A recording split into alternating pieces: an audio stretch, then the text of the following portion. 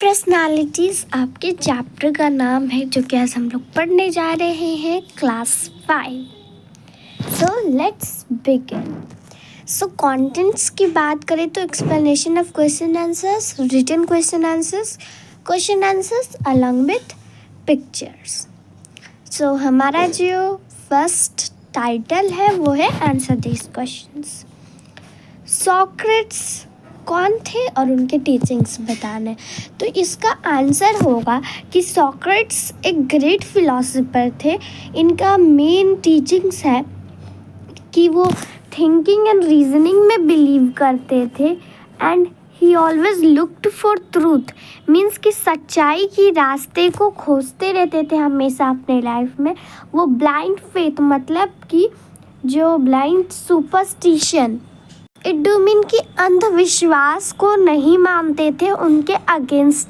ये है सोक्रेट्स का पिक्चर।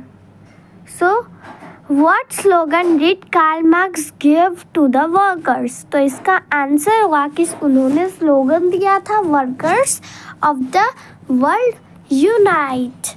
ये है कार्ल मार्क्स का पिक्चर। अब्राहम लिंकन को सबसे greatest Americans, one of the greatest Americans क्यों कहा जाता है। तो इसका आंसर होगा कि उन्हें one of the greatest Americans इसलिए कहा जाता है क्योंकि ब्लैक्स के राइट्स के लिए उन्होंने लड़ा था और एबॉलिश करना चाहते थे। इसका मतलब ख़त्म करना चाहते थे स्लेवरी को।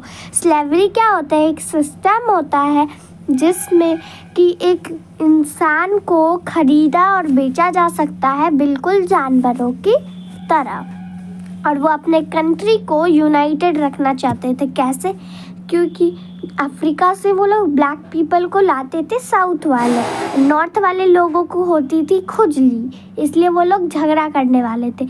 लेकिन उन्होंने इसको इस दोनों के बीच में रखना चाहा क्या कि कंट्री यूनाइटेड रहे, और उन्होंने इसमें सक्सेसफुल भी पाया। ये था अब्राहम लिंकन का फोटो।